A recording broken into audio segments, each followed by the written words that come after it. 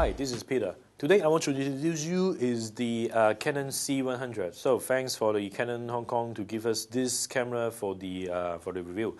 So everyone know that the Canon C series, they have three cameras: C100, C300 and C500. And then the C100 have a lot of difference in between the other two brothers. So let us bring in the C500, and then we can do a side-by-side shots, and then you will see the difference in between each other. So this is the C500, and then everyone know that the size for C500 is pretty similar than the C300. Other than the C500, they have built in another block for the 4K. So let us do it side by side. So for the camera itself, you will see the C100 is much smaller than the C300 and C500. So this makes this camera is much lighter and also is easier for doing those kind of run and gun shots. And the other thing is they have redesigned the handle to build in the audio parts all in one into the handle. But for the C3 and C500, and then it's actually still got like identical unit for the monitor and also for the audios. And then you have a detachable handle only. So it's actually make this camera is more kind of like compact and all in one function. Is much easier for you to do a setup, much faster too.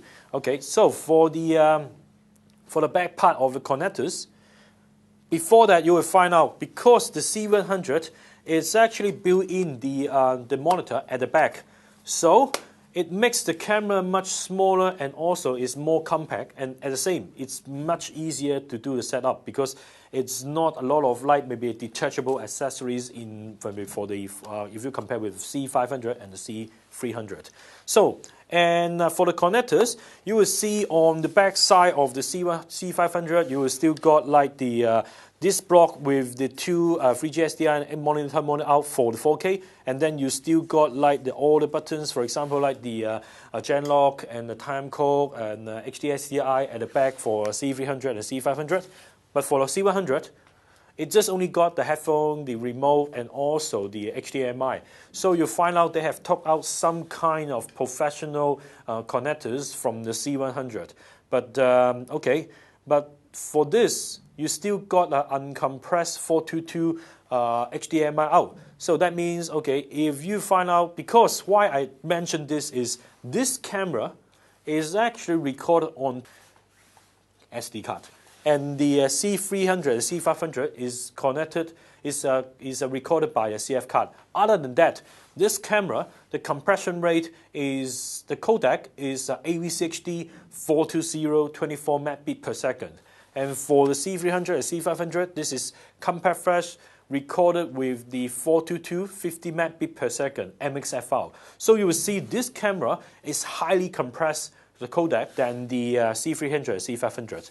So if you want to still got like a lower compression formats, okay, for sure, you can have like the HDMI, which is an uncompressed 422 out, and then to record onto a Pix 240 or maybe a Key Pro, and then you can still record onto a like maybe a lower compression like the ProRes HQ or maybe the DNX HD. So that's why you can still got something for you to just like maybe connect to some professional recorder.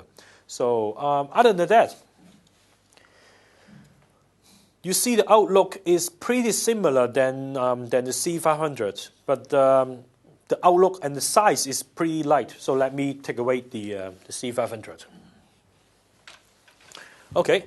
Because as I mentioned, the size is pretty small, so it's easier for you to do those like kind of run and gun, or even just do kind of handheld shots with this. And then because you got the monitor at the back, you can still get maybe shots at the back easier, and also you can just like get the maybe a top shots. But other than that, you maybe is a bit difficult for you to do maybe a side shot doing the shoot like this, and then you cannot flip the monitor.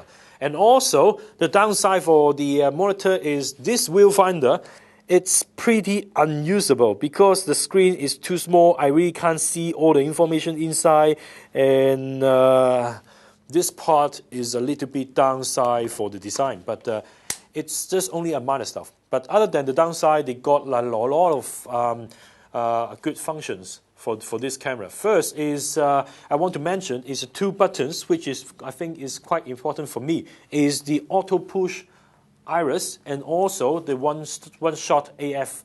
What does it mean is, for example, like, okay, when I put on maybe a setup and then I want to make sure my exposure is good, yeah, for sure, you can put on a Zebra and also a waveform monitor to make sure it works. But for sure, then maybe sometimes you want to just like push auto and then to see how the exposure calibrate from the camera. And then this is a very easy functions for you to do as a reference, and then you can do a fine tune later afterwards. And then yeah, for sure, another buttons you after you do the shots, and then you want to make sure the focus is right or not, and then you can have this camera go into one shot auto and then to just give you a reference and then to see whether the shots is in focus or not. Then, okay, as for sure, if you think maybe the AF is not correctly, and then you can still do the fine tune yourself through the magnify and also use the peaking. So these two functions is very important, and also I think is very user friendly. As I said, they have also built in the waveform, which is also built in on the free C300 and C500. It makes the whole camera more advanced, and then they still get a lot of professional functions if you compare with the C300 and C500. And the other at the end, maybe you will say, okay, yeah, it's pretty a good camera. But if I'm still using a DSLR, and then maybe do you think it is a good camera for me to just like maybe to upgrade to this camera? I think this is a pretty good camera for you to do this. First, I think for the price point, it's much acceptable if you are DSLR to jump to this, because the list price from US is talking about like 8,000 US, is maybe a little bit more than double from the from the 5D Mark III, which I think most of the people can be affordable, and than the C300 and C500, because they are more expensive. And the other thing is, if you are suffer about the operations or the operations of the DSLR, and then this camera is more look like a video camera, which make you much easier to operate rather than the DSLR. And then I think this is only the minor thing. The most important thing is the C100 give you a much better picture qualities than the 5D Mark II or maybe DSLR. Why? Is first, everyone is saying, okay, the 5D Mark II or Mark III, they are the full 35mm sensor, and it's good. And also, a lot of people is said, okay, you can just like turn all the things like into neutral, and then you can just like calibrate at the end. Okay, yes, true. But even you do that, and then the quality is not as good as this camera, because it got the professional Canon lock and also a new features called the high downrange lock. What does it mean? Is, for example, you will find out when you do the 5D Mark II shots, and then you will find Mark III shots, and then you will find out the shots is pretty high contrast, and then for the the downrange is not much too. You will see maybe in the white and also in the black, and then it's not too much detail in between each other.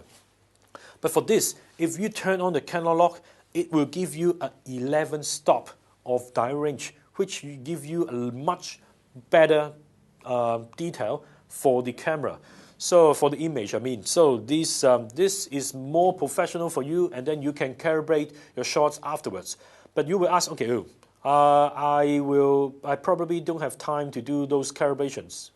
No problem, because Canon have put on a new lock which is called a high downrange lock, which give you a much faster, is a slightly more contrast than the Canon lock, and then for you is actually they can still maintain a wide downrange, but it's actually no need to do a lot of calibration at the end. So you can still edit it, and then you can just put it up and onto the screen, and then just like put it on the puppet, but the downrange is still much better than the DSLR. So I would strongly recommend this camera if you are looking for better pictures, easier workflow for you. So if you want to have more information about this C100, please visit ALS website.